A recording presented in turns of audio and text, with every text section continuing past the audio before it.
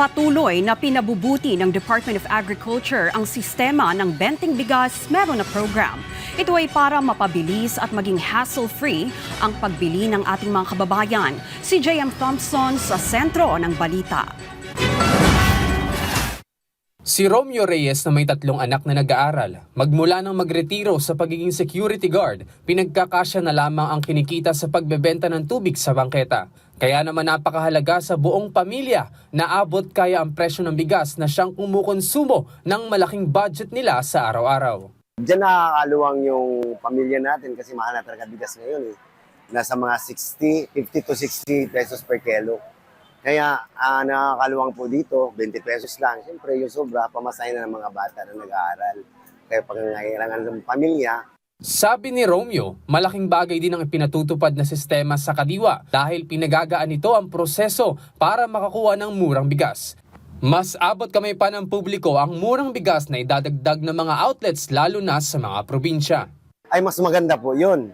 Para naman lahat ng Pilipino makikinabang sa proyekto ng Pangulo.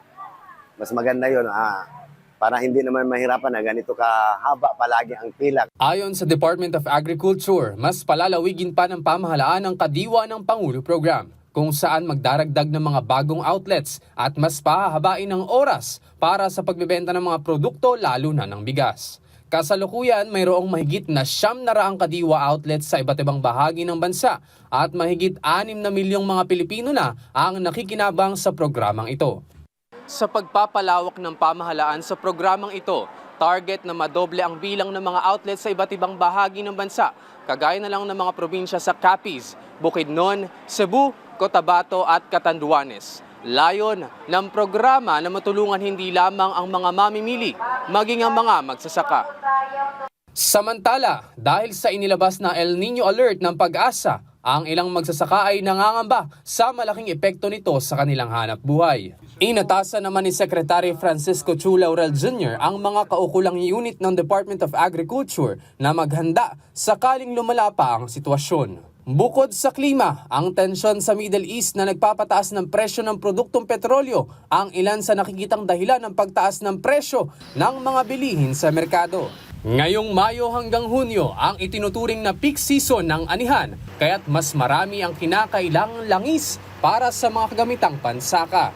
Kaugnay nito, malaking bahagi ng mga gulay at bigas ang direktang inaangkat mula sa mga sakahan, kaya't mura itong nabibili sa Kadiwa. Mahalaga ang mga hakbang na ginagawa ng iba't ibang departamento at pamahalaan para masiguro ang sapat na supply ng mga produkto sa bansa.